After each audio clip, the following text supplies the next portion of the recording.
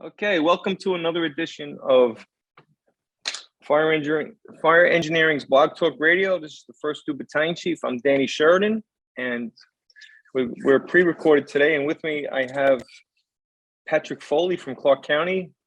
Hey, Patrick. Good morning. Welcome. Good morning.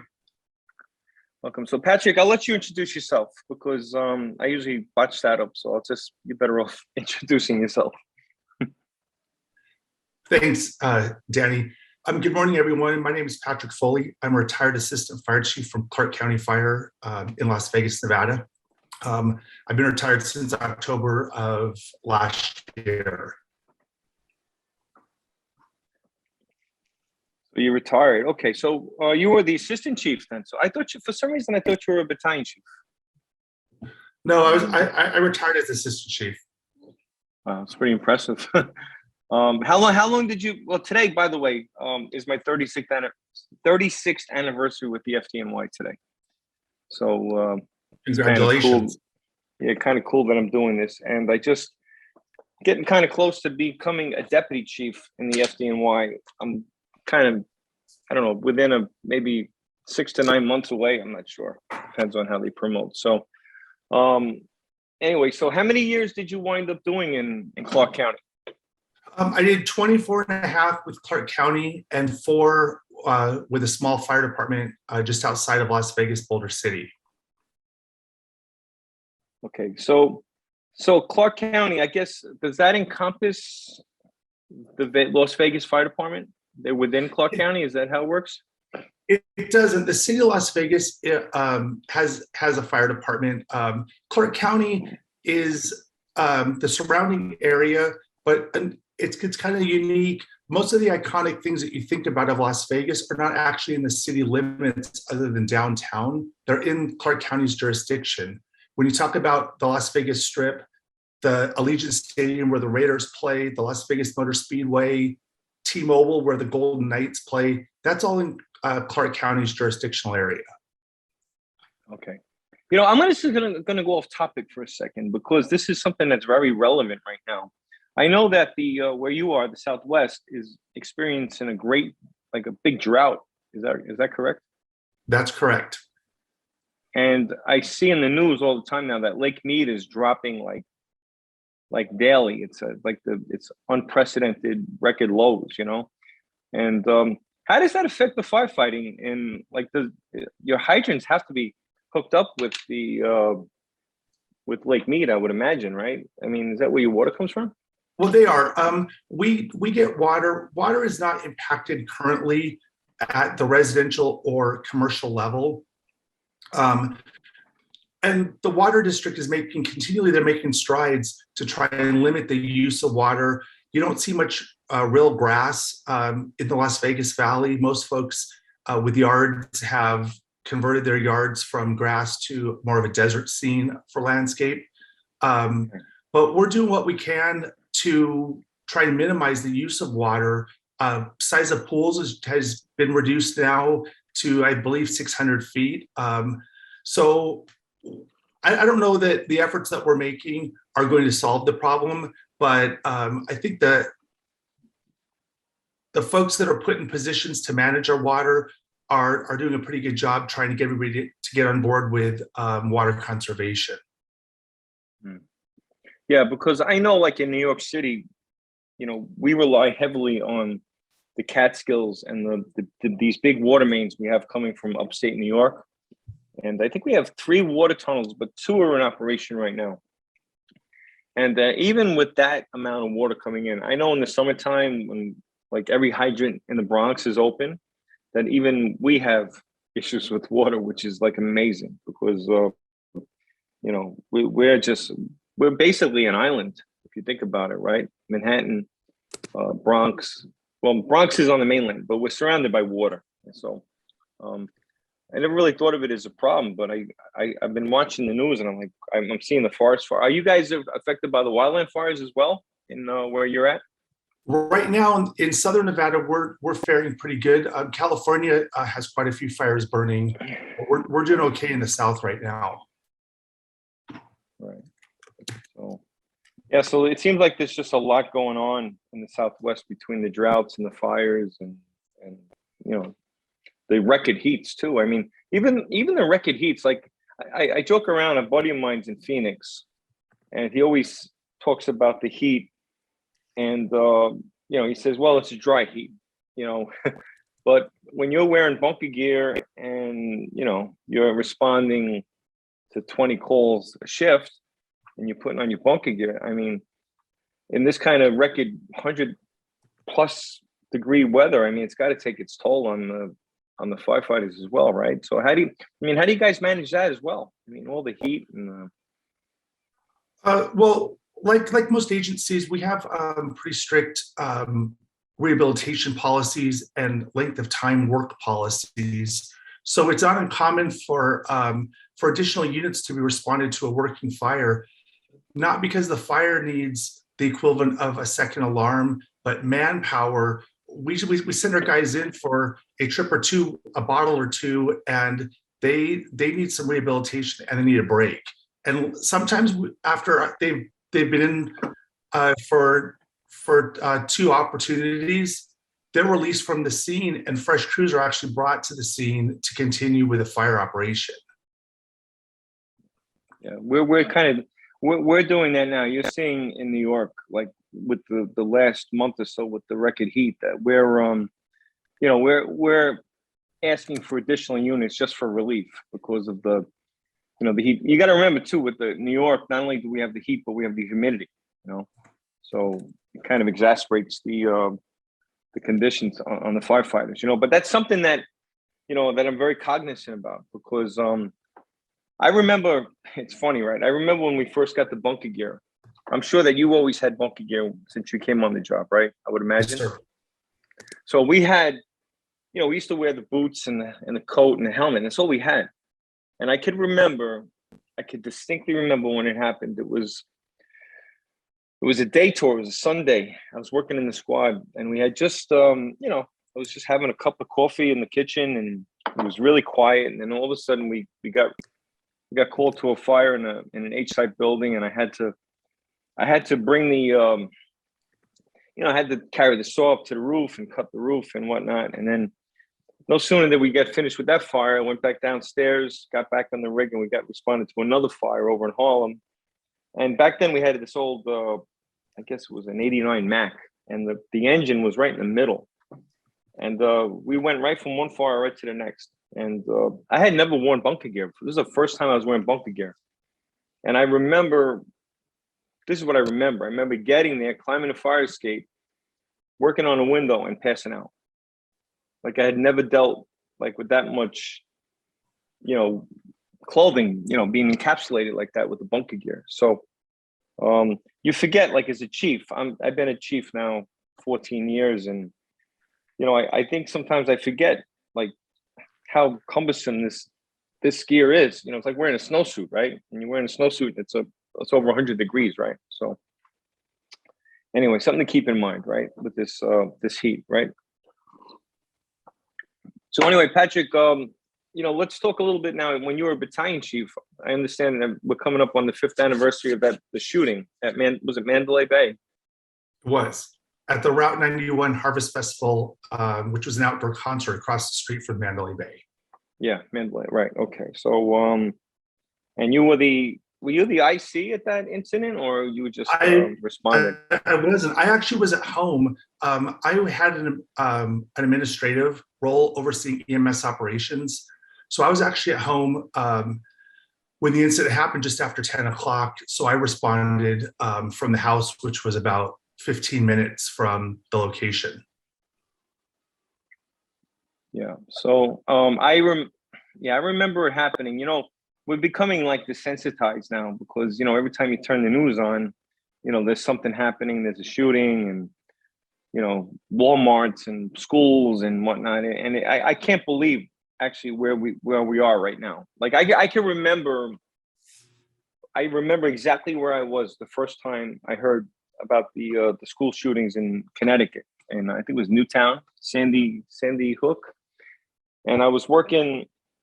We were down in Rockaway, recovering from the Hurricane Sandy superstorm, And I remember like being in the kitchen of this firehouse, and I heard the newscaster came on. He said, yeah, there was a report of a school shooting. And I just like, I'm sure it's no big deal, you know? And it turned out that was the Sandy Hook. And I can't remember the number, but it was really horrific. And it's a stone's throw from where I live, right? I live in Mahopac in Putnam County. That's in Newtown in Connecticut, which is probably 20 miles away. Like some of the teachers that work in the schools here in Mahopac actually are from that town, you know, so it's kind of really, really hit close to home. And, you know, just the devastation, you know, and what I'm finding now is just, it's almost surreal.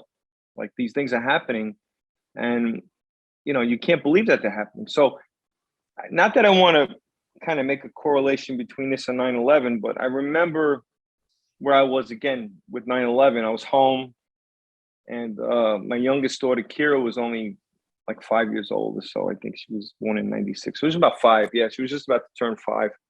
I was getting her ready for school, and I was driving her, and I heard the report that the plane hit the building.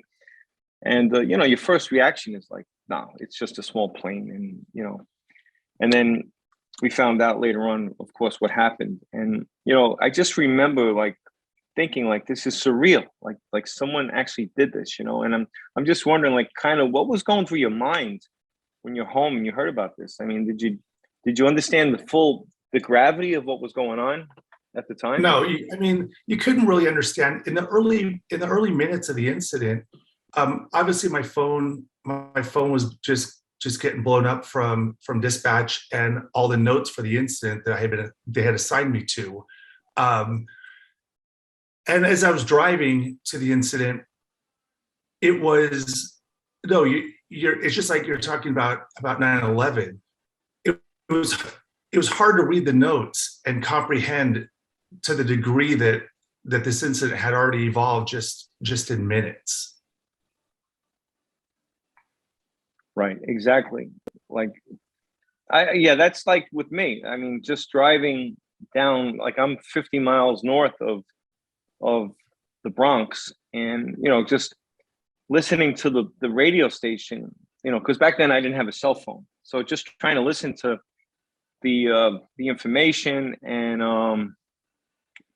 you know, trying to wrap my head around what was actually happening, you know, and it's just all I can say is that to me it was just very, very surreal, you know. So, you know, when I got to the firehouse, you know, I was one of the first ones there, and I had to cobble together the guys that was coming in to get a crew to go down there. And I really, in my mind, I really thought that we were going down and we were gonna be rescuing people and, you know, like doing triage, and you know, that was what my initial thoughts were, you know. And I'm trying to get myself in your shoes now, like what you're thinking. You're in charge of EMS. Like, what was your battle plan? Like, what were you thinking? Because I guess you were in charge of the situation, weren't you?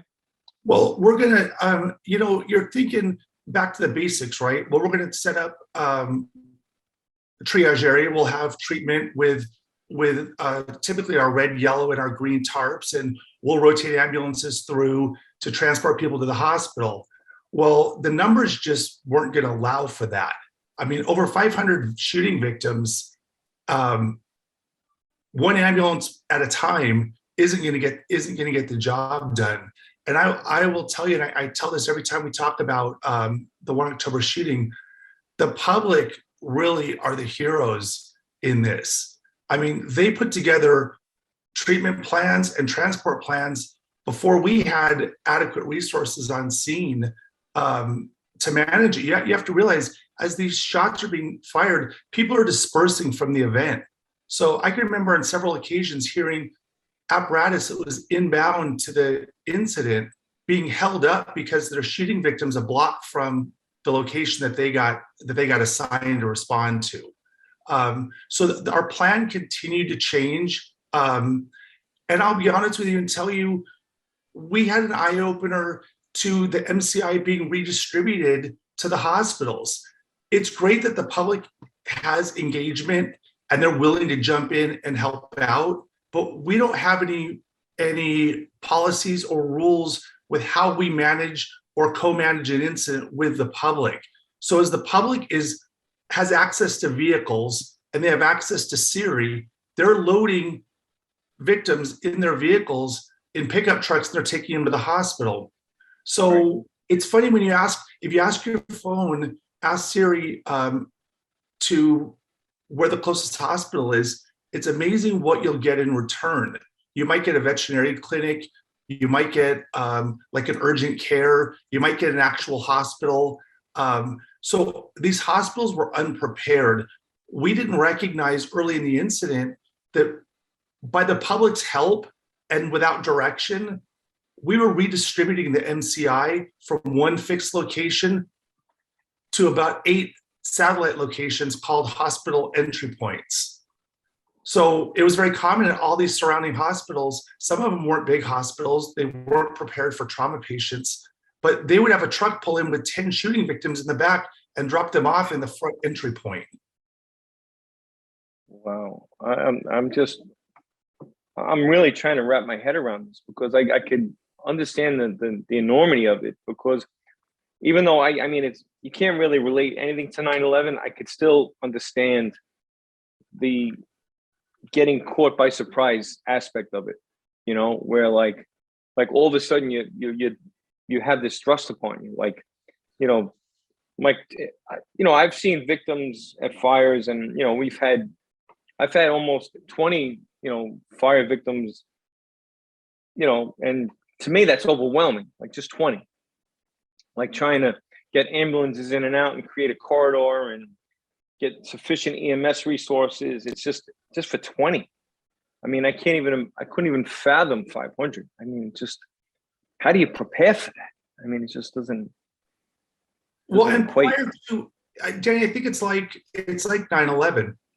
Prior to that, if you'd have gone to a tabletop and someone would have actually put up that as the tabletop exercise, it almost seems so ridiculous that really we're going to have a shooting with 500 plus victims and 60 fatalities. That almost seemed too over the top. So operationally, our folks around the country all do a great job when they have to do the job.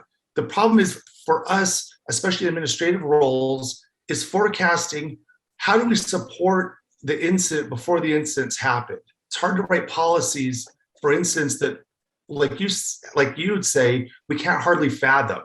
So I feel like we were a little bit in that predicament. I've not talked to one person on the fire department that thought that this idea that we would actually have to go support hospitals was even a possibility.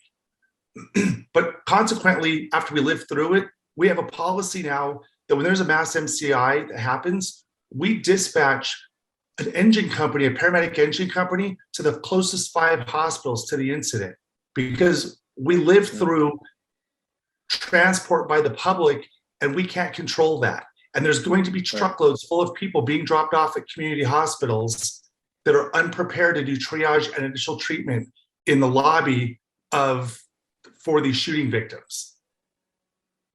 Yeah. We kind of had a similar situation at the World Trade Center, because what was happening was that every volunteer firefighter in the tri-state area now was heading towards the site. And, we were trying to manage our own guys. The whole department was a total recall. And we still had to man our, here was the challenge, right? So we had to manage the city at the same time, right? We had a major event going on, but we still had 5 boroughs to take care of. And we still had fires happening. It was just because the Trade Center happened doesn't mean that everything else was going to stop. So they were trying to figure out ways to backfill the firehouses in the 5 boroughs with the volunteers and try to keep our guys, manageable, and the unknown, which was the volunteers. So like I said, you can't equate the two, but in the sense you can, because they're just both these unexpected, catastrophic events that happened, and now we're tasked with managing them, right? So we do the best we can. Like, like you said, these tabletops, like, I'll be honest, I have this, like, in my mind, a worst case scenario. Like I spoke about these water tunnels, right? And there's one being worked on, one's being built right now. And then there's two that are really old. They're over like 100 and I guess I'm going to say 50 years old. I'm not too sure exactly how old they are. But at any given time, one of these we could have a major water break in one of these tunnels, And could you imagine now, no water, like in New York City, right? We have 8 million people in the city, and we have in the island of Manhattan alone on a daytime, maybe 2-3 million people. So could you imagine, like, this is something, like you said, though, like a tabletop that is unimaginable, right? But how do you plan for these catastrophic events, and it seems they're not out of the question anymore, right? I mean, that we keep crossing these lines, right? These mass shootings are happening in these Walmarts and schools, and I can't even wrap my head around the stuff that's happening in the country these days, and we're the ones that have to support it, right? Correct? Yeah. Yes, you're right, and these are things that I think since the incidents continue, I feel like our tabletops are getting a little broader, and we're looking at scenarios like you're saying. Think of the logistic lift for your department if there was no water. How would you get bottled water to these people? Because we know bottled water and sanitation services, those are two things that we as people can't live without. So that's we talk about that at large special events for weather, when people get stuck in parking lots because of rain, potentially. Just getting bathroom services and water to 100,000 people that are at a venue is really challenging when the promoter and or the fire service is responsible for doing that. Yeah. I wonder, Patrick, I'm just thinking out off the top of my head as you're saying this, are we going to hit a point at some point where when we do the IMT, right? And we sit around the planning and we say, can operations support this? Yes. Can logistics support? Yes. Finance. Yeah. You get all these questions, and can we all support the plan? But I'm wondering anymore, like with these big events and stuff, can we really support them anymore? Like a concert, like whoever would think that some guy is going to pop a gun out a window from a hotel and start shooting a rapid fire with an assault weapon, right? Yes. I mean, we can't support these things, when they hit the fan. Well, I think that, to your point, the effort needs to be put on the front end. I think as we're learning, I think since 1 October, we're seeing more fire and EMS agencies and police agencies carrying and offering public safety access kits. So they have large quantities of tourniquets and pressure bandages and things that are designed to be distributed to the public as force multipliers in these terrible times. I think the same thing, we need to look at that same approach for events. If we have this large event, do we want to be behind the curve, or do we want to put in place to have water readily available, to have a logistical plan that what if these folks have to shelter at this building for the afternoon? That means potentially the vendors are closed down. How do we manage them? If they get to the parking lot or they get on a road, and how do we help manage that? And I think we just have to do a better job in the planning of it. I mean, as in the fire service, we do a great job of responding. I think we still have some space that we can grow in putting together support plans for some of these incidents that could occur. Patrick, I think you hit the nail on the head as always. I love this. Yeah, let's plan, right? Instead, because you're right, we're great at reacting, right? We get a fire in any kind of fire in New York City, we get hit it with all kinds of resources, right? We have what do we have? 200 engine companies. We have 140 ladder companies. We have 5 rescues, 8 squads. We have 3 boats. We have a hazmat. We have God knows how many ambulances we have, right? But you know, I think it's sorry. I'm sorry to say this, but I think that there's been some sort of line crossed that we have to start thinking like the unthinkable, right? I mean, things that we would never think could happen could possibly happen. Like I used to really, I'll be honest with you, like my wife used to commute down. We lived up here in like the country, you know, and she used to take the train down to Grand Central, you know, and don't think that the thought never crossed my mind that some lunatic would run around Grand Central with a machine gun or, you know, assault weapon. You know, there's thousands of people at Grand Central at rush hour, right? I mean, thousands of people are crossing through, you know, the Metro North and the subways. And don't think that the thought has never crossed my mind that, like, you know, there could be some crazy lunatic with a bomb or a gun and, you know, start blowing these places up. And I think we have to start accepting the reality that this is no longer like the, what they say, not if, but when, you know what I mean? Because I really think that's the world we live in now. And to piggyback your point, Danny, that excuse me, on the 1 October shooting, think about our confusion. We have this mass shooting incident that we're trying to get our arms around. And while this is going on, and we talked about the patrons of the event were redistributing themselves to other locations, running for safety. All of a sudden, all these 911 distraction calls start coming in. So we're getting calls for shootings at every hotel, starting at Mandalay Bay, heading north on Las Vegas Boulevard. We didn't really have a great idea or grasp on what happens at a mass shooting when people get distributed to other locations and now they walk in another hotel covered in blood with gunshot wounds or get helped in, and that hotel calls in a shooting incident. So resources were scarce as it was, and now we find ourselves dispatching units in bulk to all these remote locations for 1 or 2 or 3 shooting victims because we didn't know. It's, in my mind, I really believed that we were under attack from at multiple places, something like a Mumbai style incident. So again, we're trying to manage the 500 shooting victims, all the fatalities, get our arms around that. And while that is unfolding, we're now getting calls, probably a dozen of them, for other shooting incidents at other locations within the area. So yeah, I had heard that there was other and it was very calling. distracting. And you know what would have solved it? But no, I mean, hindsight's 2020. Is if we would have been able to get an understanding of where did the shooting occur.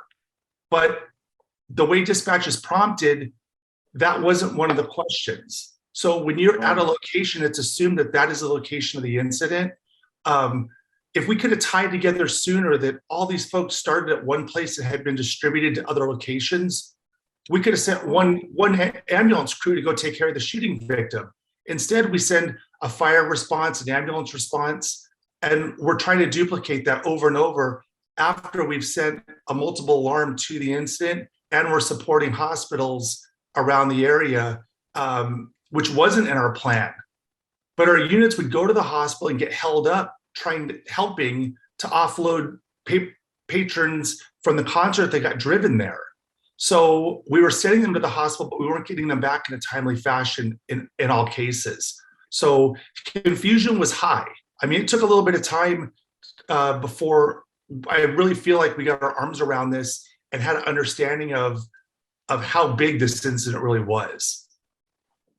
Yeah. You know, you brought up a good point. And, you know, one of the things that I've learned, you know, since all this nonsense started happening, like, especially with 9/11, that second plane, you know, like that they're out to also to kill first responders, like whoever's doing these things, you know, they also want to take the first responders down. And, you know, the whole secondary device, you know, like one thing that, you know, we'll talk about is that, you know, if someone's out to get us, right? It's not going to happen like they plan this thing. It's going to happen over a month or so, whatever it's going to take. And you're going to see calls like coming in for nonsense. It's going to be a what we call a 1092 or a false alarm. And maybe they're watching how we respond, right? So, we have to keep in mind that if they don't feel right, like you're getting calls for no reason, like over and over to the same place, maybe that, they're watching how we respond, so like we're told that maybe we should alter our response patterns a little bit on certain calls, or, if we're suspicious, because what happened in Georgia, right, was the clinic where they blew up I guess the bomb was in the garbage, right, in a dumpster, and supposedly they had been there numerous times, and whoever did it knew how they were going to respond, and then they set the bomb there, but they also sent it where they were staging the vehicle. So I guess what my point is that we have to start thinking almost defensively as well, like, for our own safety, like, what are we showing the public, the bad guys, for lack of a better word, like when we're responding, like, are we, maybe we shouldn't do everything so routine anymore. Maybe on these kind of calls, I'm not talking about fires now, I'm talking about just, these routine nonsense calls. Maybe we got to start thinking like this might be what someone's after. I mean, what do you think about that, Patrick? I'm not sure. Well, you make a good point, because what do most of our agencies do when we pull up to a fire? The first unit or two go in to investigate, and we hold all the other units at the street, at the curb, right, just in line. Right. So right. that is a good point. What's hard for me to believe and accept, and maybe it's just because I'm still in denial, that the world and the country is just continuing to get a little bit crazier. I keep thinking that each time one of these incidents happen, maybe we've reached the peak of what bad stuff is happening, but then I don't have to wait too long before the news shocks me and gives me a wake up call.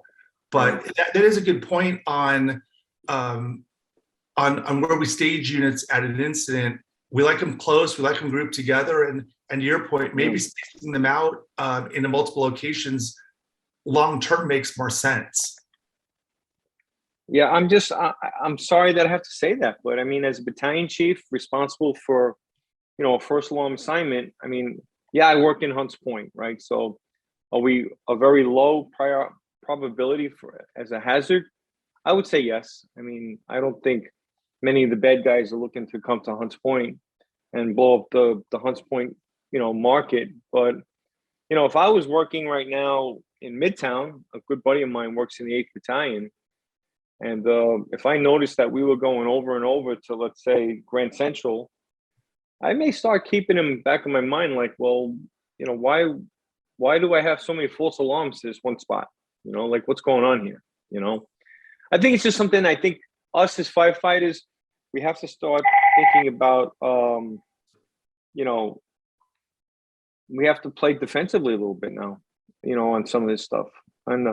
And listen, not only the bad guys, but even nature itself. Look at what's happening in the country right now. Down in Kentucky with the floods. And I mean, not only dealing with the man-made stuff, but now we're also dealing with these natural events, right? The tornadoes and the hurricanes and Fires. the floods, fires. I mean, it's just like there's a lot being thrust upon the shoulders of the first responders. I mean, we're the ones that are like first line. We're the first line of defense. And it's really could be overwhelming. Like I was working. I wasn't working, but I came from home for Sandy, right? And I mean, boy, talk about taxing resources. I mean, we had a fire out in Rockaway, and the first engine that was available was coming from Manhattan, which is, it's like it was unheard of, So, it's the whole first responder game has changed, I think, in my 36 years. I've seen, when I came on the job, we just went to fires. That was it. You know, like basically, we didn't even really do medical calls back then. And now we're responding to everything. You know? And it seemed like when medical calls became a big part of what fire-based EMS agencies started doing, that seemed like that was overwhelmingly taxing. But to your point now, with all the additional things that are occurring, fire departments are really being put in the front seat of being the ones to have to mitigate and manage all of these things that occur. And I think that our guys will always do a great job the day they're called to respond. But I do think we have to start putting more time, money, and effort into trying to get an understanding of what do we do in the planning phases to be ready, like you mentioned before, for water distribution. Do we have relationships with big box stores to get truckloads full of supplies? That's typically something an incident management team does very well. But are our frontline units, if confronted with that, do they have the same options and the same tools in their toolbox that our IMT does? And I would say, just off the cuff, probably not. That if we had to do a mass water distribution, it would be a challenge in most places. Exactly. So I really love what you said earlier, Patrick. And I think the takeaway, and I'm going to ask you, like, based on your experiences from 1 October, is like, you know, if you had to do it all over again, like, I think we all know what we would have done differently on certain things, but like maybe the World Trade Center or Sandy or whatever. But looking in hindsight now, looking back on that shooting, like, so what are the takeaways? Like, what are the kind of lessons learned? Well, certainly one lesson learned is for dispatch centers, when they start receiving multiple calls that are similar to an incident that we're working, we have to figure out a way to quickly correlate and get an understanding, is this all part of the same incident, or are we going to create a whole bunch of incidents that all require management in remote locations? Certainly, I think that we have to do a better job as public service agencies, figuring out how we're going to engage the public. I can remember in my early years coming on, we would pull up and we came in the big shiny truck and we turned everybody else away. Hey, public, we got this. Everybody step back. We have this. Well, incidents are happening now to such magnitude that we need the public. So how do we engage them? How do we leverage their ability to make decisions that we can't? We have constraints. I can't authorize 10 people being put in a pickup truck to be driven to the hospital. The public can. So how do we structure support for the good work the public can do, but still have some semblance of control over the incident? And I don't know what that answer is right now. It's probably legally complicated, but I think we need to continue to embrace the public.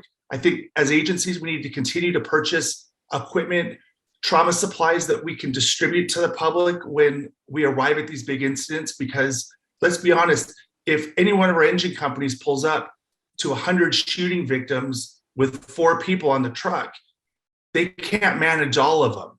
But if they have bags full of supplies, they might be able to find 50 helpers that all can put a tourniquet on because they've watched a YouTube video. So I think that those are our big takeaways. And I think mental health is a big takeaway. I think that we just expect our folks across the country to respond to these horrific things and get back in the saddle. I mean, okay, well, we just ran this incident. Now compound that with what else might happen throughout the rest of the day. And I think we have to do a better job of being able to say that it's okay not to be okay, that we have to get our egos and the macho-ness out of this job and realize we're still people. We still have to go home to our families, and we have to recognize that any one of our family members, our friends, our coworkers could have been out at a night at a concert or a ball game when there's a mass shooting or a bombing. And I think that's a weak spot that we're suffering throughout the country is in the mental health of our folks. Yeah. I think, as you know, since the World Trade Center, I think we've made great strides in that. You know, we've developed what we call the CSU in the FDNY. It's a counseling service unit. And I actually just spoke to the girl who runs, there's a private one in the FDNY called Friends of Firefighters. And she said that her calls for help are up 200%. And I'll tell you an incident I had. It was horrific.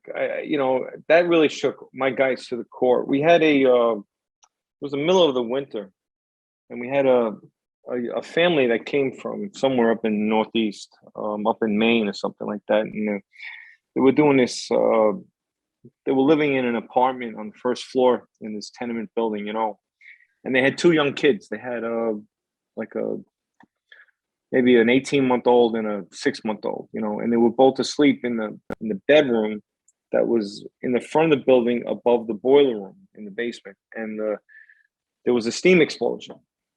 And, you know, we responded, and it came in initially as a medical call, and then it kept bouncing back and forth. But it turned out that the two kids were really badly scalded. It made headline. It was national news, you know.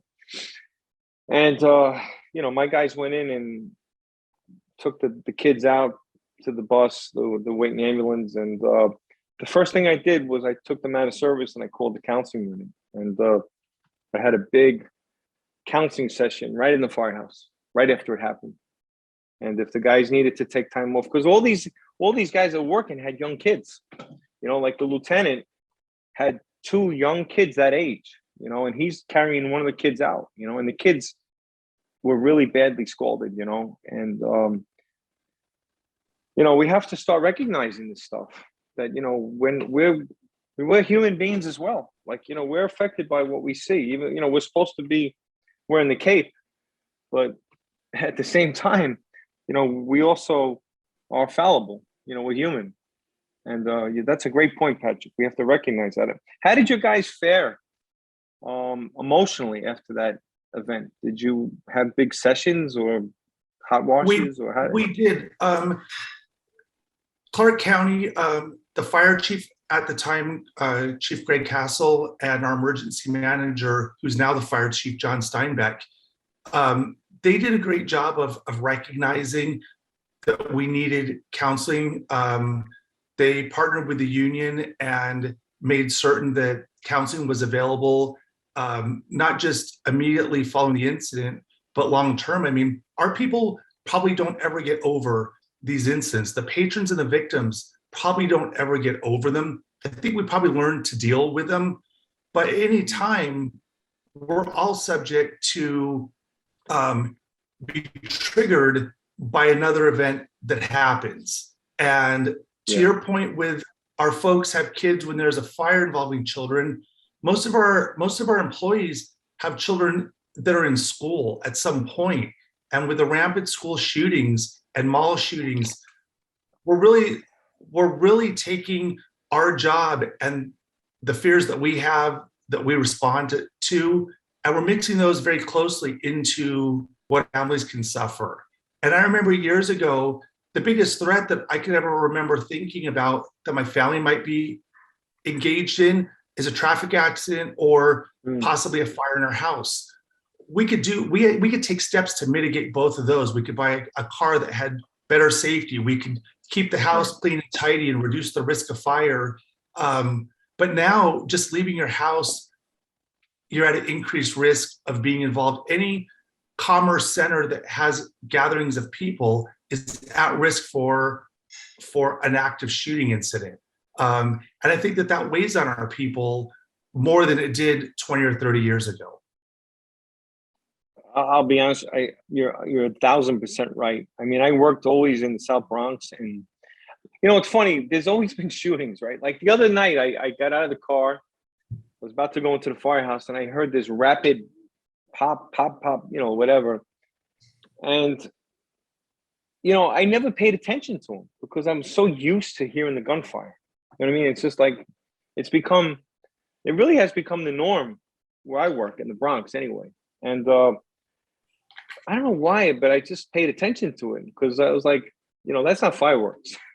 You know, I mean, it was too too random and too rapid. But I know myself, personally speaking, that I've in a sense become desensitized to the violence where I work, because I'm just so used to it. I've been doing it for 36 years, and it's like it's just part of working in the South Bronx, But now that's spilled over to, it could be anywhere now. That last shooting, I think in Texas, really shook. I really think it shook the country up, because it was such a small, random place, right? And all of a sudden, like, this kid just decides to pull out a gun and start firing away. I mean, that's right. That's home now to all of us, Absolutely. But And, I mean, I think that social media, it's not just first responders are being desensitized. We are as people. Most of us couldn't list the last 3 school shootings or shooting incidents, because every week there's something new. We're just being bombarded with tragic news that, to your point, we're almost just accepting that this is the way that it is. And now I find myself sometimes when there's a shooting incident thinking, oh, that one wasn't too bad. There was only a few victims in that one. That's still a terrible tragedy.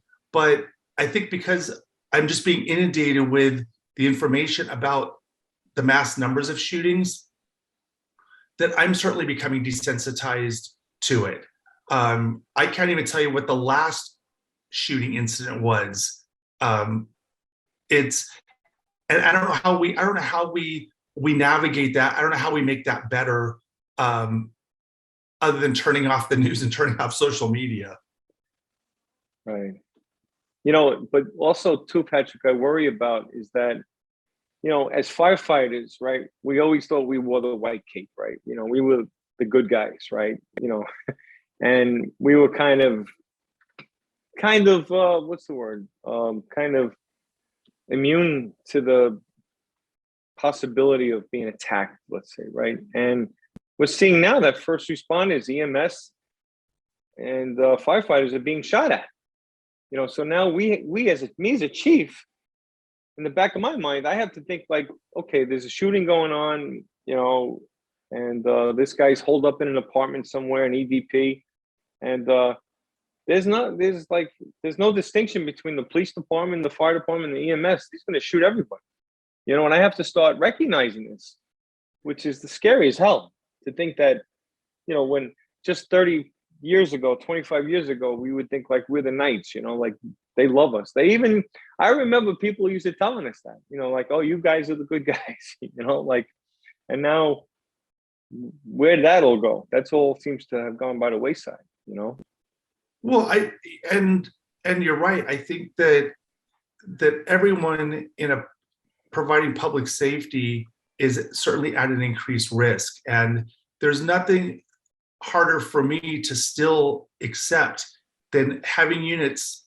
staged waiting for the police department to clear a scene or make sense of what's going on, and we're just allowing the victims they just have to stand by because it's just too unsafe to go in. And but at the same time, we have an obligation to our people that we have to keep them safe, and we can't continue to send them into harm's way. I mean, we're equipped to go in fire calls and hazmat calls because we've got the training and the equipment.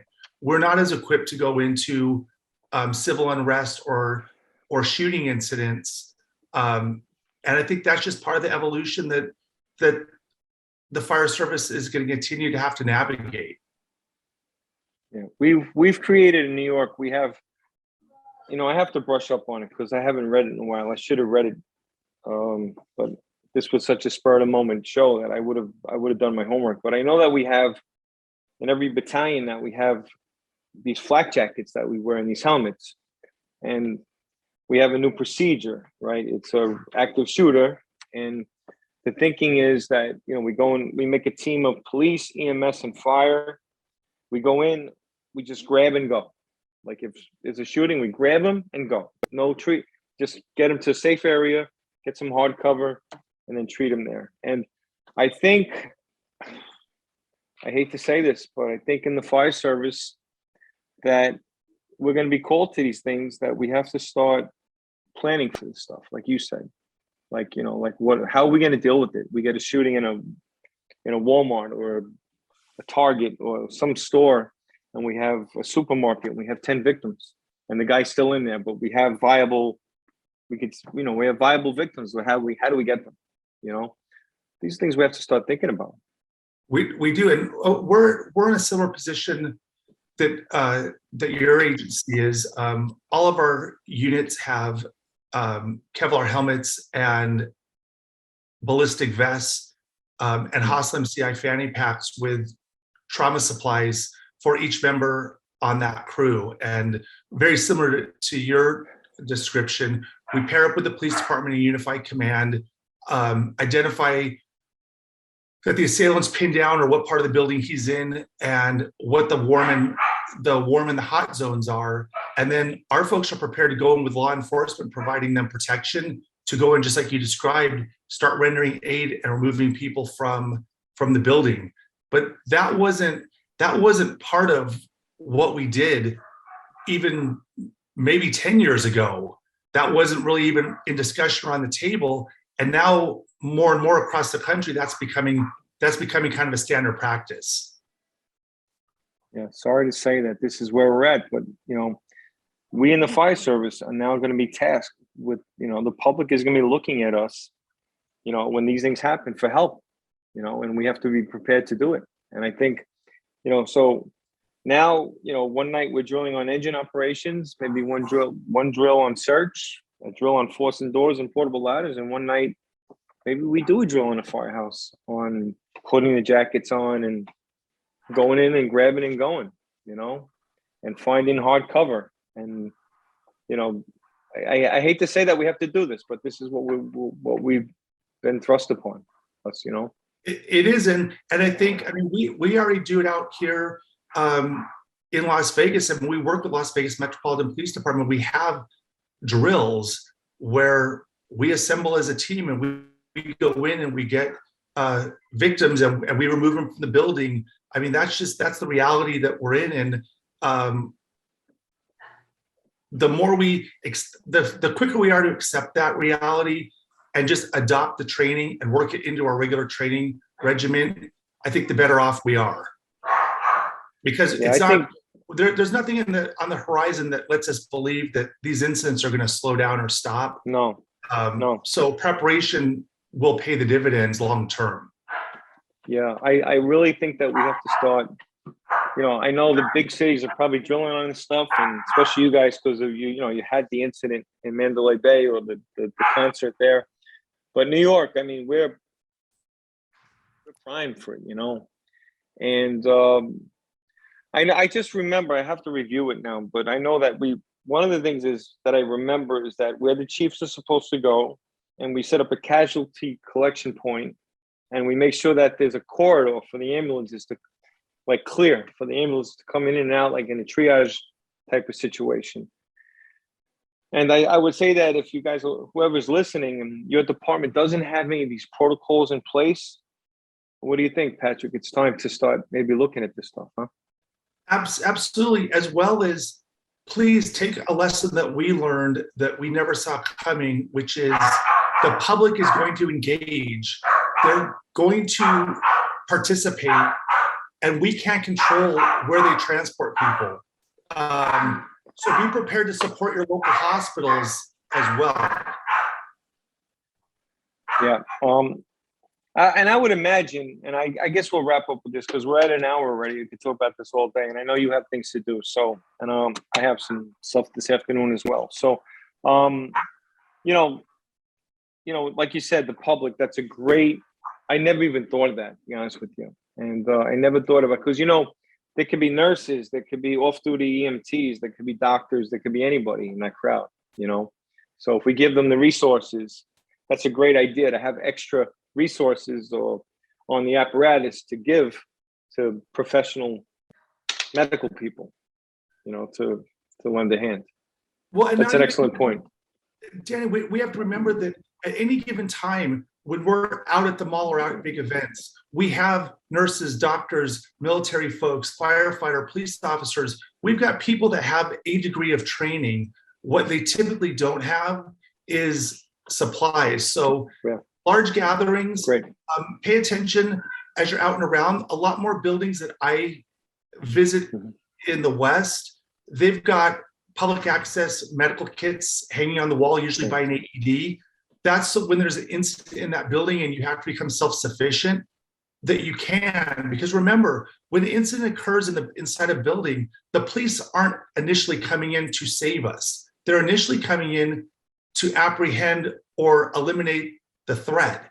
That means we're going to continue to be left on our own means or to care for each other. So keep an eye out for where those are located. And any of your listeners that aren't carrying extra bags with trauma supplies, those need to be on frontline units. It's great to have an MCI unit, but it's not going to be on the first alarm, the first unit arriving. We need to distribute this equipment to frontline units so that we can naturally distribute it to where it needs to be at an event or an incident.